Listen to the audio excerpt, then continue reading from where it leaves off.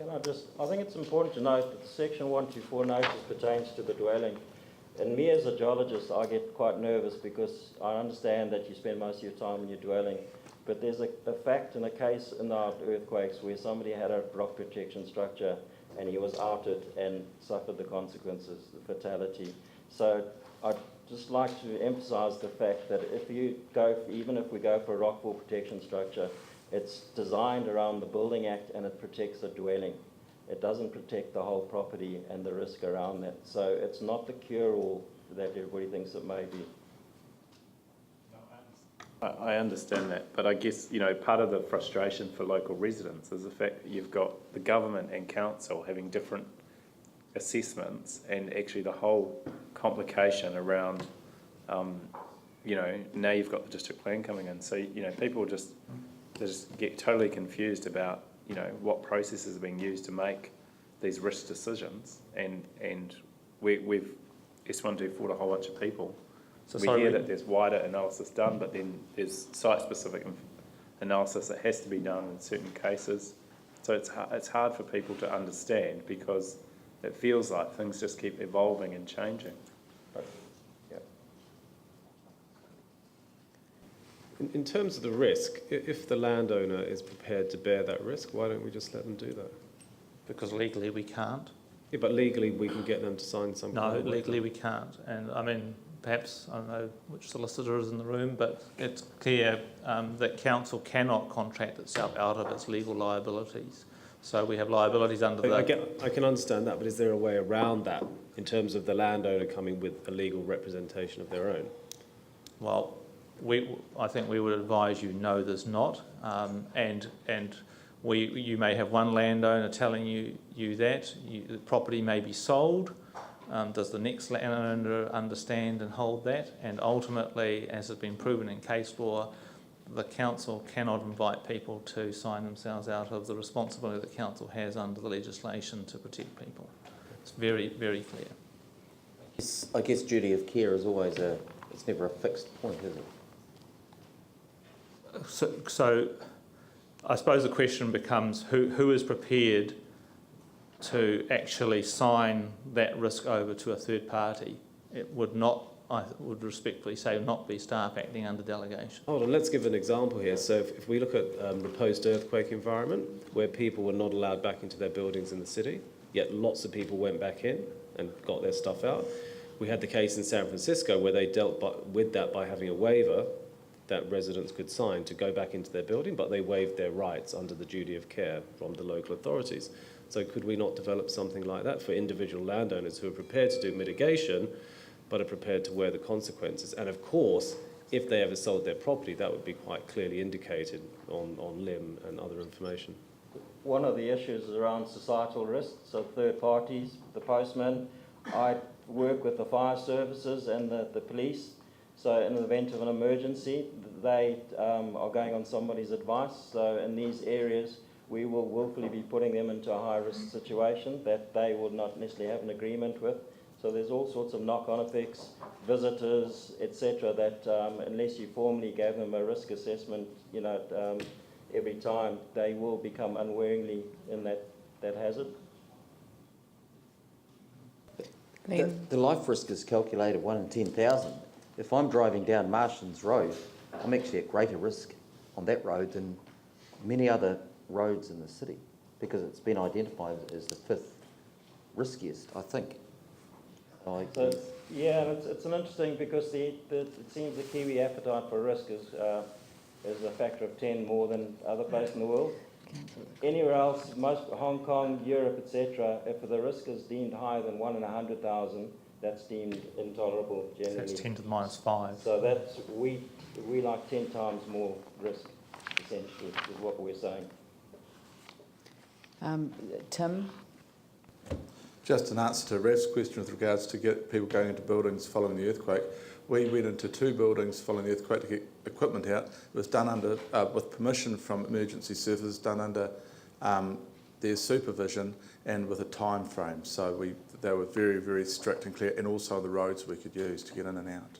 So it's but there were a heck of a lot of people who were denied access for weeks, and and so they took it into their own hands. But in San Francisco, that was a very good lesson that they learned from there, is that you simply get them to assign, and it's only an individual themselves, so it's not the other people that would be coming. They sign an authority, a statement that that duty of care is waived, that they accept full responsibility for the consequences of their decision to go into their building.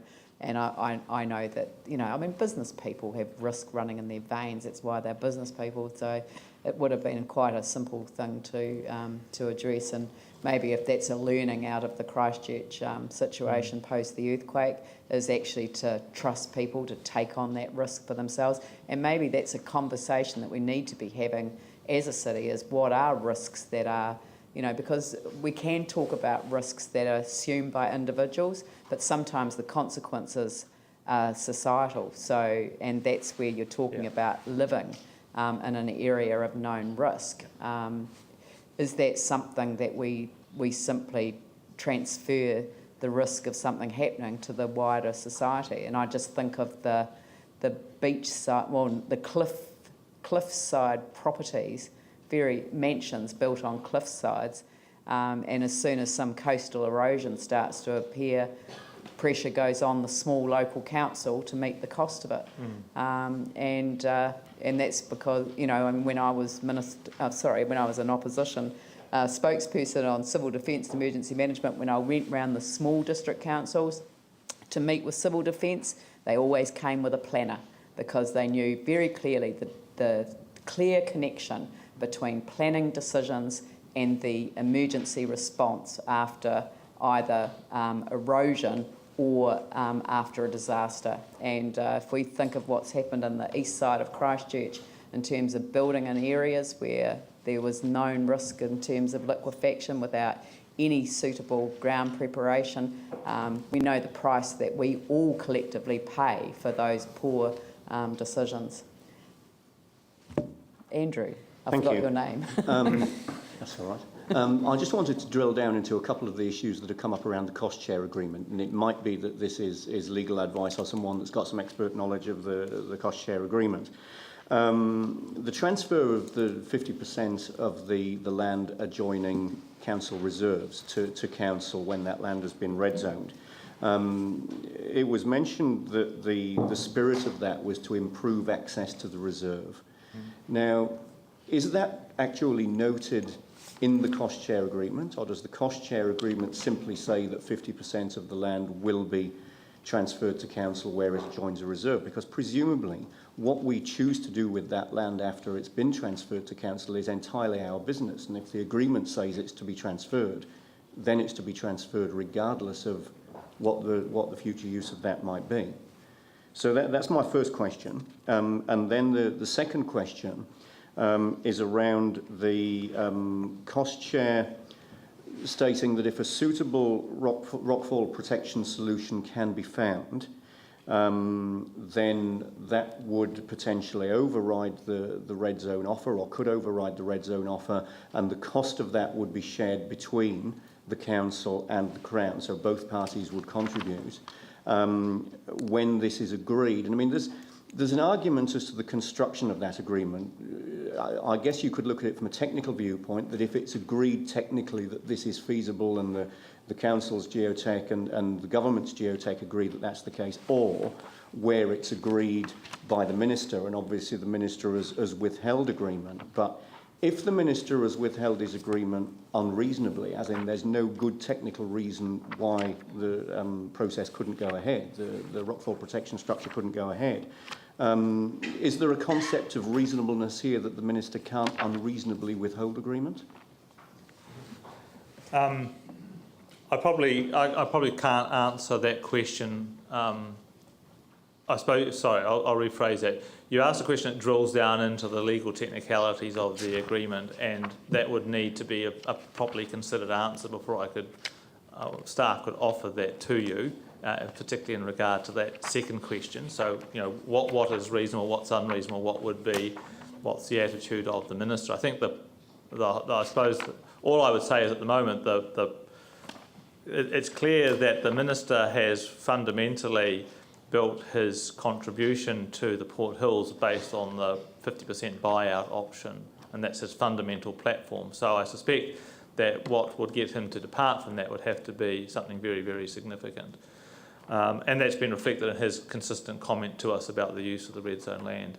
In respect of the land, the 50% transfer, no, I don't believe the cost share does sort of explicitly talk about that, but certainly in the conversations that we have had when the red zone was first emerging, it was very much that our interest in acquiring land back was to basically complete reserves or to improve access to reserves. I think from a professional point of view, from a technical point of view, we were saying actually as a council we should be wary of actually acquiring more land which is known to be of high hazard. So again, entering into that, we both may have an expectation about what we want, but we should also be careful that we don't acquire land which we particularly don't want either. But certainly our sentiment around that at the outset was it was around reserve protection rather than around being the basis for any sort of area-wide mitigation or anything like that. But if there's now an opportunity to construct area-wide mitigation that would save homes on land that under the cost share we could acquire, I would expect that's something that we would be investigating.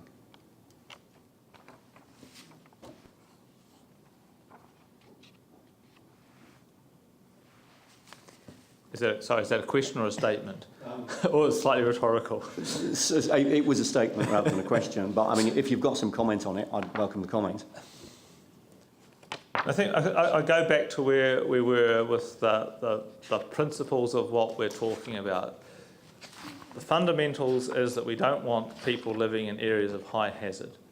The second principle, and that's a principle, a go-forward principle that you've established through all your discussions on the district plan. And in fact, you're actually now talking, I understand, about areas where you want to prohibit activity. So you're prepared to be a lot more rigorous around controlling activity on the Port Hills.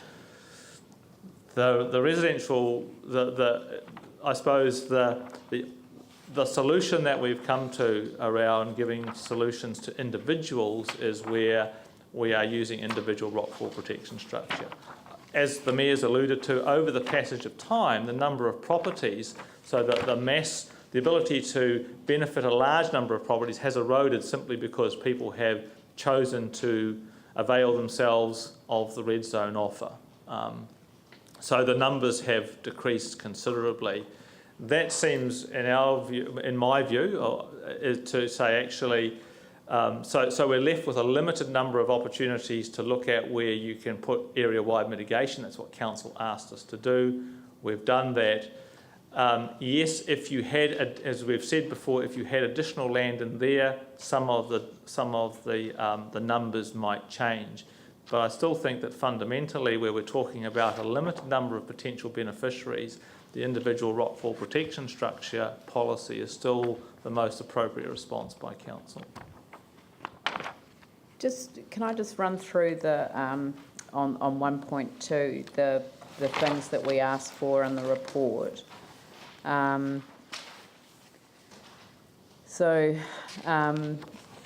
Legal advice on the council liability, that was dealt with previously because it's legal advice, not in the public arena. Including all information provided to councillors on 7th of May, including response to letter from local MP and the cabinet advice to which you referred.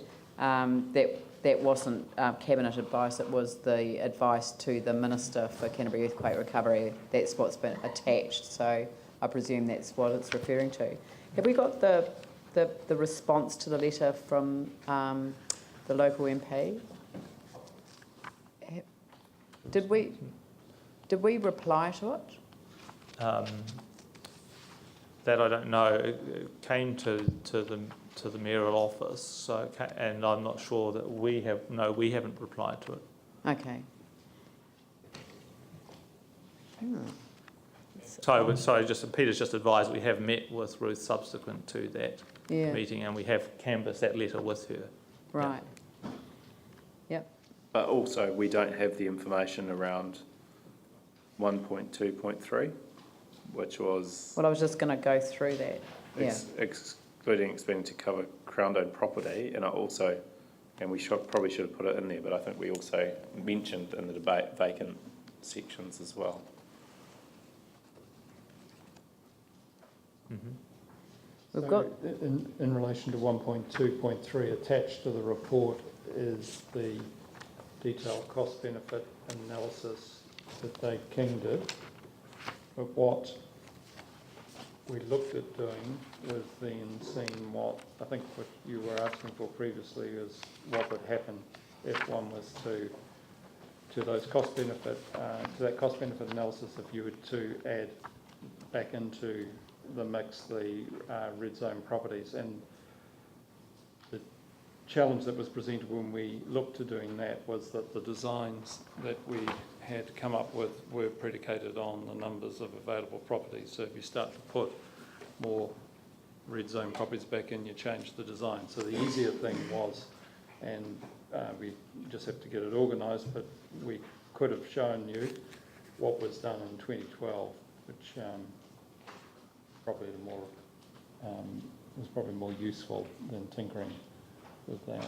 In other words, what the technically feasible and financially viable areas look like in 2012. Okay. And we have that information. Could you flick that through to us? Yes. Yeah, that's Yeah. great. We can do that. And you've done the MB review and the specific information on finished beef parts. So really what's absent and is the response to Ruth Dyson, and maybe that's my responsibility, but I better chase it up. And secondly is that 2012 set of figures. So we're not going to. I think perhaps what I understand better today that I didn't understand last time that we looked at this was that in order to redo the calculation, you'd actually have to look at the concept design, because you need a different design of a structure if you're covering more houses. And so I thought it was just simply a matter of sort of like multiplying here and you get a different answer, but actually it's quite different. So if you could give us that 2012 paper, I think that'll give us the answer that we're looking for as best that it can be achieved. Certainly. So the question is do we want to proceed with this in the absence of that information, or do we want to await that last piece of information? Does someone want to move that the recommendations set out in the agenda be accepted? Well, I'll move it, yep. and Vicky Buck will second it. So, do we have, I think that it would be appropriate to debate the recommendation at this stage. Yanni? I actually think it's important that we get the 1.23 information, because really it seems to me that the nature of this debate will be about whether we believe that we should just accept the minister saying no, and if that's the case, then we just don't go any further, or whether actually we want to present a case and collate the information and then go to government, actually, because the cost share is between the Crown and the council. I don't believe it's just the minister. So actually one suggestion may be we get the information and then we take that case to government. So I don't know what the mechanism is in the cost share to get agreement with the party, and I don't know whether that's just a letter from the minister or whether that's an approach to cabinet or through officials. But it seems to me that's pretty much the fundamental sticking point here. But unless we see what's in that 2012 report, it's hard for us to really make that call.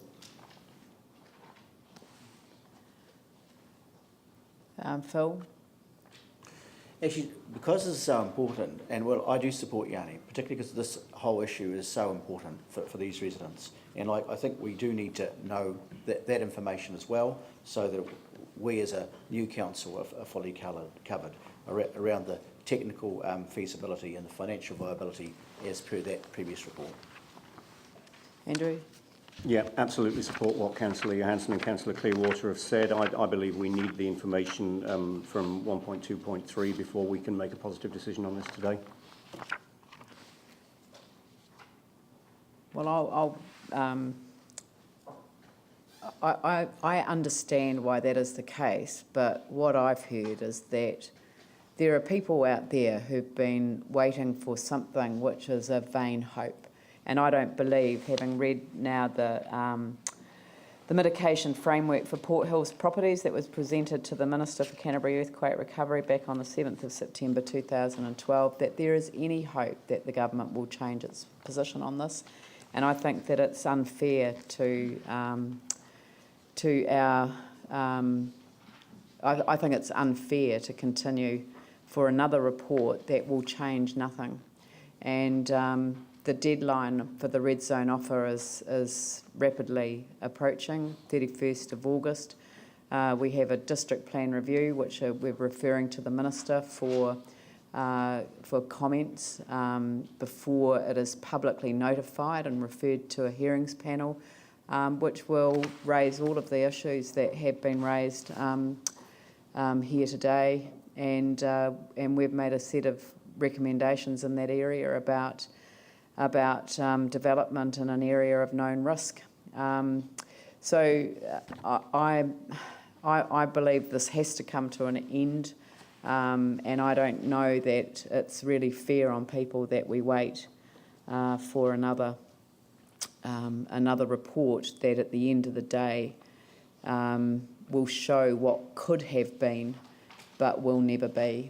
And so that's why I reluctantly have moved this resolution. So I'll put the motion. All those in favour say aye. Those opposed say no. We'll have a vote on that. So if we could.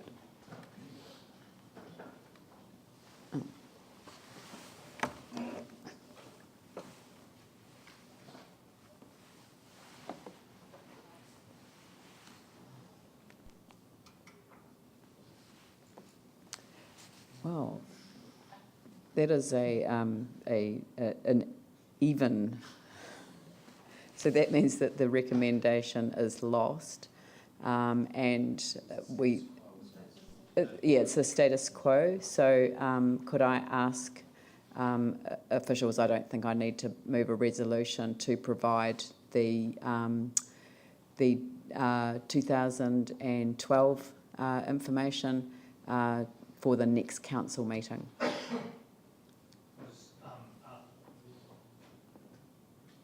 So we had arranged for that, for people to be able to demonstrate that information to you today. Unfortunately, we weren't able to get a time for this actual agenda item. So, but we can come back later in the day and have the relevant technical people available to put that information up on the screen if you wish to try and do that as part of today's item. Yep, that would be. Yep. If that's coming back today, can we also get the process for getting agreement in the cost share? So can we get clarity around what process we use to seek agreement in the cost share? It would have to be. Well, that would have to be a discussion with the Crown. There should be in that document. There should be a section, and I mean, there's all these joint clarifications, but there should be a section in how we negotiate with government, how we approach them in good faith, how they work with us in good faith. And what I can't understand is how there is any good faith in someone saying no when we haven't even presented the case. So, but what I'd like to be clear of is, in terms of the cost share, if we wanted to use that as a rationale for going back to government and saying, here's our case, what is the process to do so? I don't know that I'm just having a look at the cost share.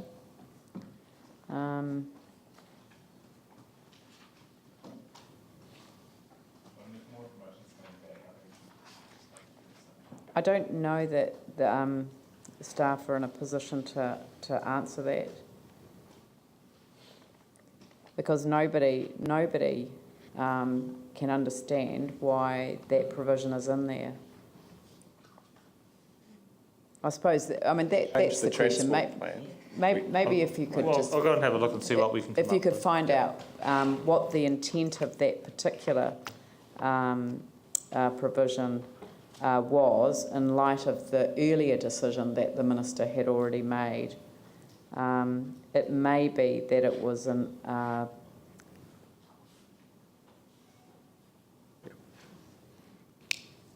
doesn't say area-wide solution, it may be an individual property. Yeah, so we'll go away Yeah. and see if I can understand that. Yeah, okay, thank you.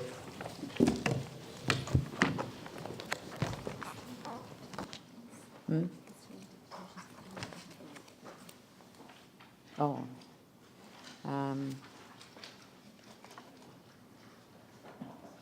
Yeah.